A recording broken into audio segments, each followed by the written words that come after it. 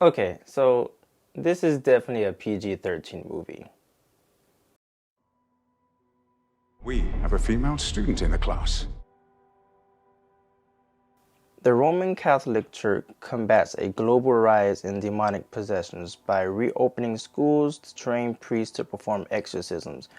Although nuns are forbidden to perform this ritual, a professor recognizes Sister Anne's gift and agrees to train her. Thrust onto the spiritual front line, she soon finds herself in a battle for the soul of a young girl who is possessed by the same demon that tormented her own mother years earlier. So I was actually looking forward to watching this film. Like, I was actually really looking forward to watching this movie. Anything that deals with exorcisms or any kind of possessions, I'm all game for it because they're creepy and, they're very interesting. But unfortunately, this movie's neither of them. So this movie's rated PG-13, and as most of you guys know, PG-13 movies are kind of limited on the things that they can do in their movies. Which kind of sucks for this movie because I feel like if this movie was rated R, it would have had a way better outcome. And also, I think a lot more people would have went to the theaters to watch it too. So here's the thing with this movie.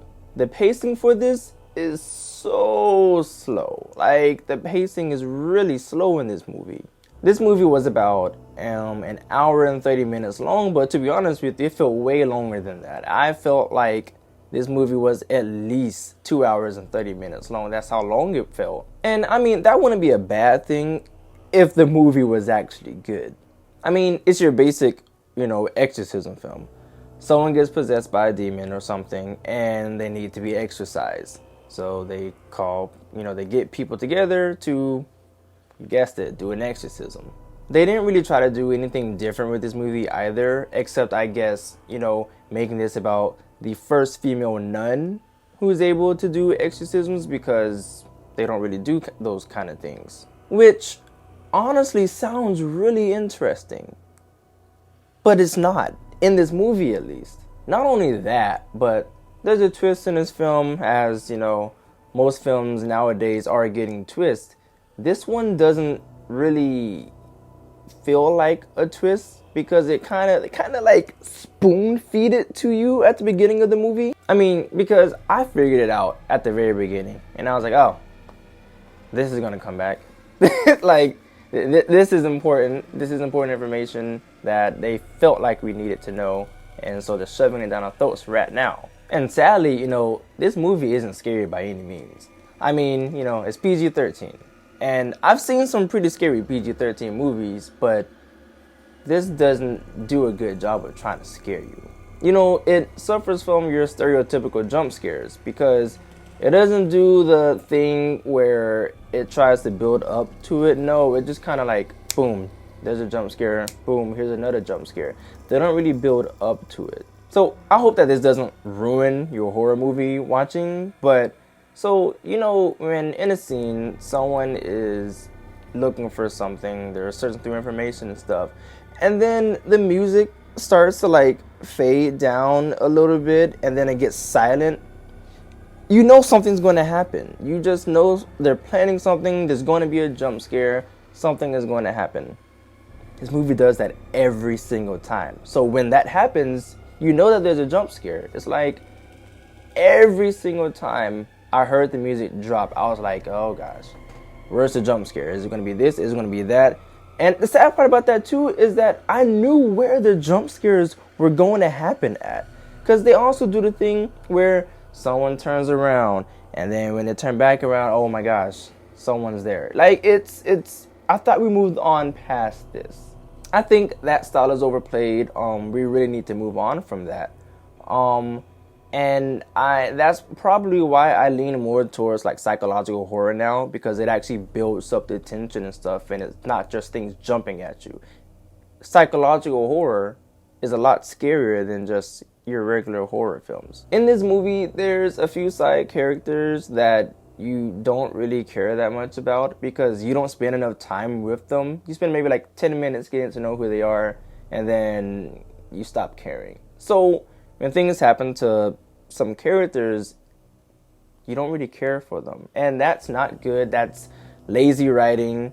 Honestly, this movie could have been done without these extra characters and just stuck to the main three. Well, honestly, the main two characters, if I'm being completely honest with you, because the main male lead that they had, which I like most of the things that he's in, he was pretty weak in this and kind of annoyed me a little bit. Not as much as, the female lead actress, but a lot of decisions didn't really make sense. And I get it, if some characters were smart, there wouldn't be a movie, but you can make characters do things that aren't ridiculous and can still help push the story forward. There's also this main guy in here who's supposed to be this teacher for all of the other, priests in training and stuff to do the exorcisms. And he doesn't really feel like a teacher. He kind of feels like another student because early on in the movie, he does something really stupid and like they're leaving doors open and stuff. And it's like, dude, you're a teacher. Why are you leaving doors open for other things that happen? It didn't really make sense to me. He, like I said, he didn't really feel like a teacher. Everyone felt like they were about the same. This female nun honestly felt more like the teacher than anybody. And she also makes pretty dumb decisions throughout this entire movie. So I didn't like anybody. Now I think about it, I didn't like a single person in this movie, minus the child actress. So to be honest with you, I would probably skip this movie. I really wouldn't recommend it to anybody unless, you like horror movies like me and you want to get your Halloween feel in. Sure, go watch it. I wouldn't rush to the theaters to go see it because you're not really missing anything. Nothing good recently has been out, minus maybe 3 to 4 movies this year, and that's not really looking good for this year. So if you like what you're seeing and you like this video, please leave a like down below, and also don't forget to subscribe to the channel if you haven't already, and I'll see you guys next time.